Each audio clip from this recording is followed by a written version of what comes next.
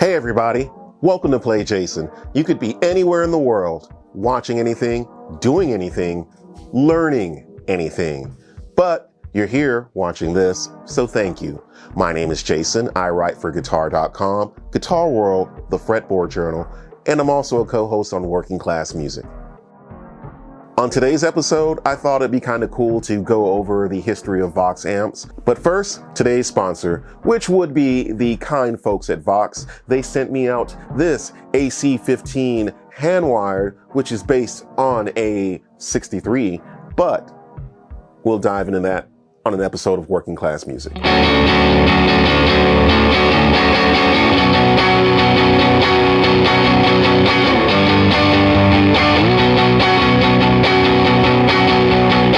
Every few decades, there's an amp that doesn't just amplify guitars, it rewrites how we feel about them. For the British invasion, that amp was the Vox AC30. But decades later, it found a new home in the hands of Radiohead, Foo Fighters, Thrice, Minus the Bear, and Yvette Young. It's one of those rare amps that refuses to belong to a single era. So today, we're tracing the journey from Abbey Road to In Rainbows of the amp that never went out of style.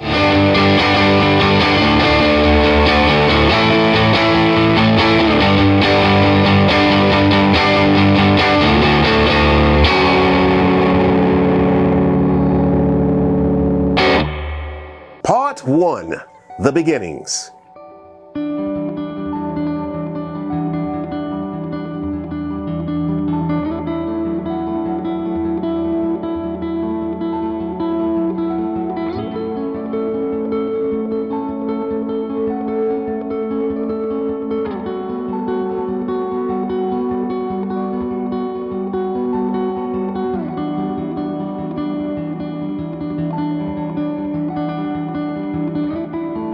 It all starts in 1957 with Thomas Jennings and Dick Denny.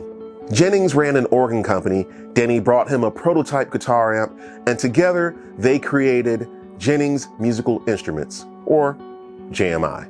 1958 gives us the AC15, 15 watts of all-tube magic. By 1959, Denny doubles it for more power and projection, giving us the AC30, 30 watts, 2 Celestion speakers, and tone that could fill any venue from London pubs to stadium stages. Add the top boost circuit in 61, and suddenly you've got the signature shimmer.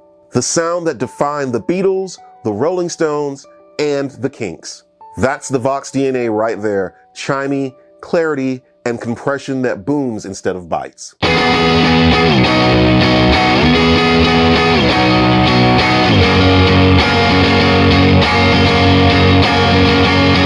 Part 2, From Stadiums to Studios.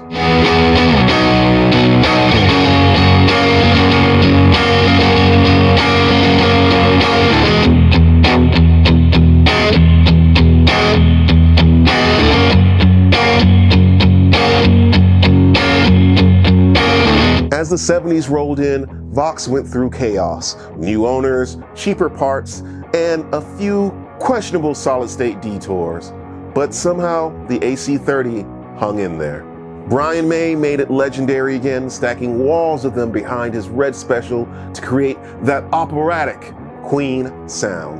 And then the Edge from U2 took that same chime and turned it into a cathedral-sized delay texture.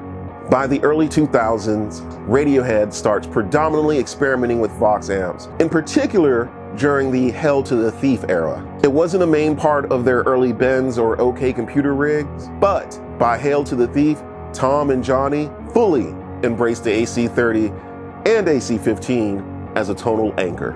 That amp gave them clarity for complex layers, the way a clean chord could still sound haunted underneath walls of synths and delays.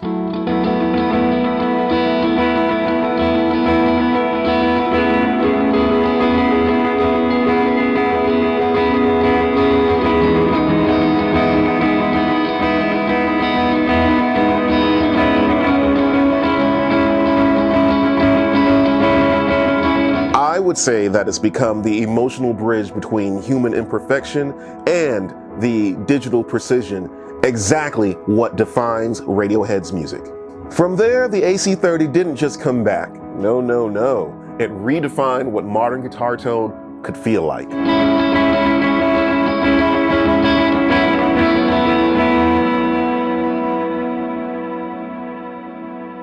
Part 3, the next generation.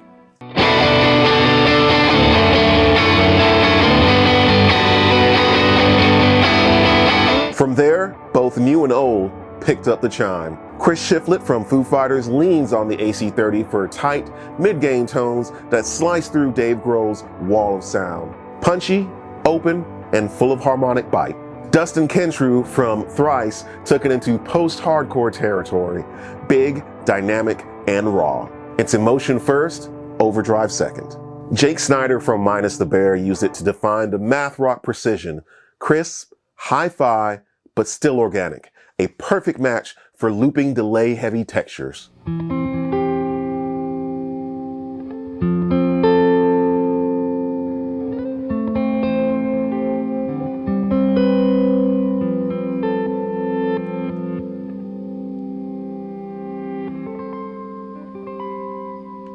And of course, Yvette Young. She turned the AC30 into pure color. Her tones feel weightless, but warm, fluid, and most importantly, articulate.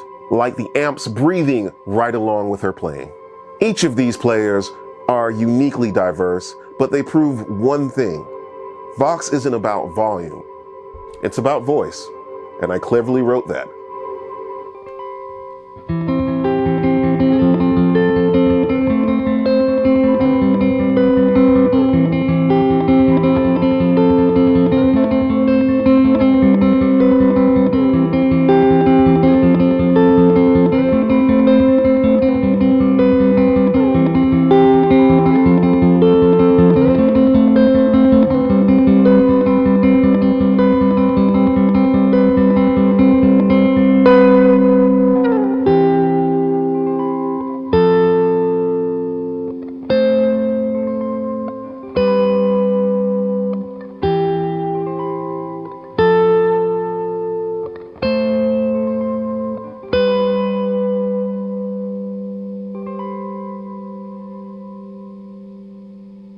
Part 4, the Korg era.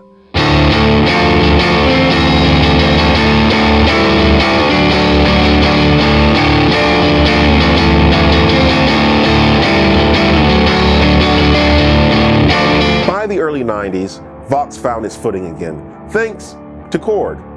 They brought back the craftsmanship, the classic circuits, and most importantly, the tone.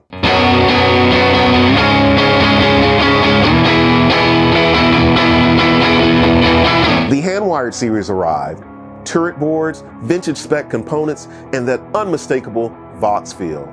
Then came the custom and Valvetronic lines, making that legacy sound accessible to every player. Modern, digital, analog, or hybrid, it doesn't matter. Every model still traces back to that late 50s brilliance, that pursuit of harmonic beauty.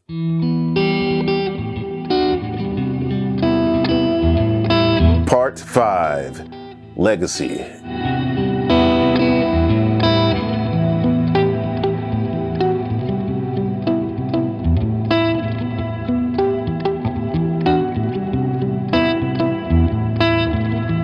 If Fender is California clarity and Marshall is London muscle, then Vox is British soul. It's the Beatles redefining melody, Brian May turning harmony into architecture, The Edge finding infinite space, and Radiohead turning existential dread into soul-crushing beauty. It's Shiflett's bite, Kensrue's catharsis, Snyder's geometry, and Yvette's colors. All proof that one amp circuit and different variations can tell infinite stories.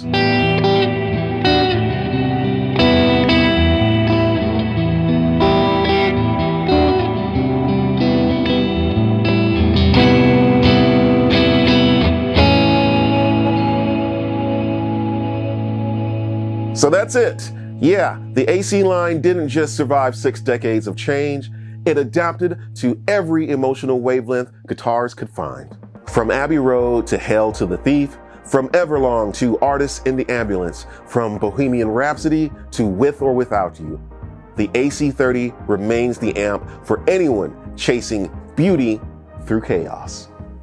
So, what's your favorite Vox moment? Are you chasing Brian May's orchestral harmonies, Tom York's haunted cleans, or Yvette's glassy fingerstyle picking? Let me know in the comments. And with that said, my name has been Jason. Thank you for watching. Thank you for enjoying this. Thank you for taking the time for watching and possibly learning something. If you didn't learn something, that's cool too. But if there's something I missed, let me know down in the comments. And again, thank you to Vox for sponsoring today's videos. And laters.